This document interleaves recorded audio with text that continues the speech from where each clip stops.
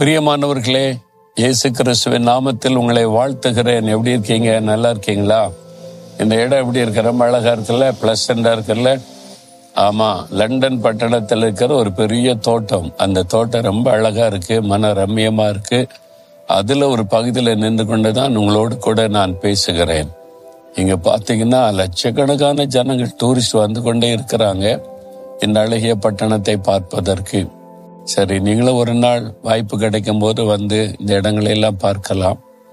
ரொம்ப விசேஷம் என்னன்னு சொன்னா, ஒரு காலத்துல இந்த இங்கிலாந்து தேசம் உலகத்துல பெரும்பகுதியை தங்களுடைய ஆளுகையின் கீழ் வைத்திருந்தார்கள்.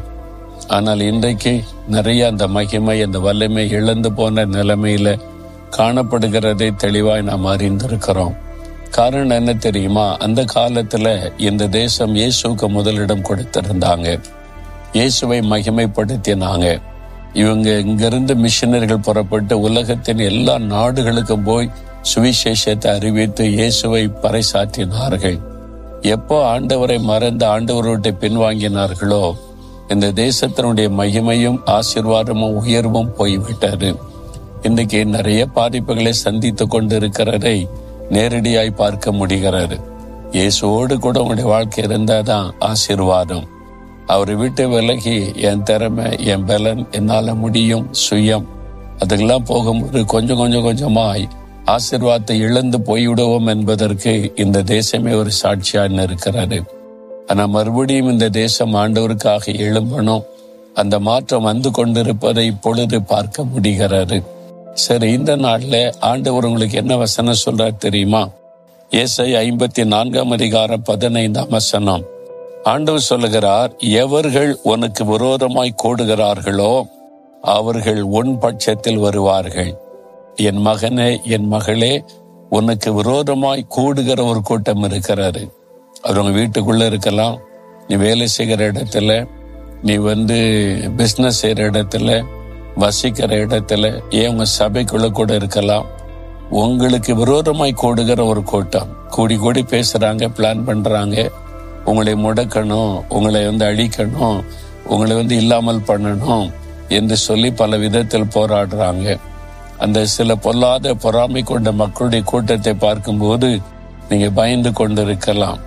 ஆண்டவர் சொல்றாரு, எவர்கள் உனக்கு விரோதமாய் கூடுகிறார்களோ அவர்கள் உன் பட்சத்தில் வருவாங்க. அவங்க அழிஞ்சு போவாங்க, இல்லாம போயிடுவாங்கன்னு சொல்லல. ஆண்டவர் எப்படி ரிவர்ஸ் ஆக்குகிறார், அவங்க உன் பட்சத்தமாய் வந்துருவாங்க, உனக்கு பாதுகாப்பா, துணையா, ஆதரவா வந்துருவாங்க அப்படின்னு சொல்லி. அது ஒரு பெரிய ஆசீர்வாதம் தானே. நான் ஒரு பட்டணத்துக்கு ஊழியத்து போயிருந்தேன். அங்கே சபை நடத்துகிற ஒரு ஊழியக்காரர், அவருடைய சபை நல்லா வளர்ந்து கொண்டு இருக்கிறாரு. ஒரு சகோதரன், அந்த ஊர்ல இருந்த ஒரு சகோதரர் கொஞ்சம் வசதி உள்ளவர். இந்த ஊழியத்திற்கு எல்லா விதத்திலும் உதவியா இருக்கிறார். அந்த ஊழியக்காரிடத்துல என்ன செய்யணும், அதை செய்யணுமா, இதை செய்யணுமா, பண காரியத்துல உதவி செய்கிறார், ஆட்கள் காரியத்துல உதவி செய்கிறார். அந்த ஊழியத்துக்கு ஒரு பலமான துணையா இருக்கிறதே என்னால் பார்க்க முடிந்தாரு. நான் கேட்ட, அவர் உங்களுக்கு ஊழியத்துக்கு ரொம்ப ஒரு ஆதரவு இல்லை, ஒரு பெரிய ஆசீர்வாதம் இல்லைன்னு கேட்ட போது அவர் என்ன சொன்னார் தெரியுமா? பிரதர், கொஞ்ச காலத்துக்கு முன்னால என்னை முழு பகையாய் பகைத்தவர் இவர் தான். அவர் ஒரு மத தீவிரவாத அமைப்பை சார்ந்தவர்.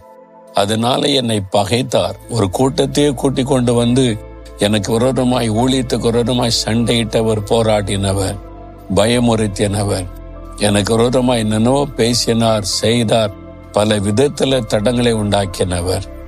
அதே மனிதர் தான் இன்னைக்கு எனக்கு ஆதரவாய், எனக்கு துணையாய் நின்று எல்லாவற்றையும் செய்கிற ஒரு வேலைக்கானை போல செய்கிறார் என்பதால். அது எப்படி என்று கேட்டேன். ஆண்டவர் அவரை சந்தித்தார், ஆண்டவர் அவரை மாற்றினார். யார் எனக்கு விரோதமாய் எழும்பி தீமை செய்தார்களோ அவரே இன்றைக்கு எனக்கு ஆதரவாய் நின்று எல்லா உதவிகளையும் செய்கிறார். இதுதான் இயேசு செய்த அற்புதம் என்று சொன்னார். இதுதான் இந்த வசனத்தினுடைய அர்த்தம்.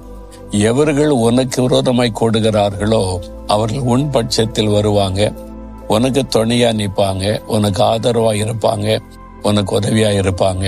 அப்படியா, உண்மையாவா நினைக்கிறீங்களா? இந்த வாக்குத்தத்தத்தை நிறைவேறும். ஆண்டவர் சொல்றாரு, என் மகனே, என் மகளே, பயப்படாத. எவர்கள் உனக்கு விரோதமாய் எழும்பி உனக்கு விரோதமா சதி திட்டம் பண்ணி உன்னை அழிச்சிடணும், கவுத்தரணும், முடைக்கணும்னு நினைக்கிறாங்களோ அதே ஆட்கள் உன் பட்சமாய் திரும்புவாங்க, உனக்கு ஆதரவா மாறுவாங்க. அது கர்த்தராலே ஆகும். ஆண்டவர் செய்வார். இன்றைக்கே செய்வார், உங்களுக்கே செய்வார். விசுவாசிக்கிறீங்களா? ஏன்னா கல்வாரி சிலுவையில நமக்கு உயிரையே கொடுத்த ஆண்டவர் நம்முடைய சத்துருக்களை நமக்கு சிநேகிதர்களாய் மாற்றி தந்து விடுவார். உங்க வாழ்க்கையில அது நடக்கும். விசுவாசிங்க. அப்படியே ஜெபம் பண்ணுங்க. ஆண்டவரே, இந்த வாக்குத்தத்தத்தை எனக்குரியதை நான் விசுவாசிக்கிறேன்.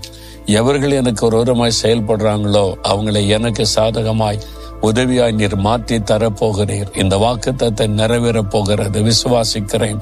இயேசு கிறிஸ்துவின் நாமத்தில் ஆமேன், ஆமேன்.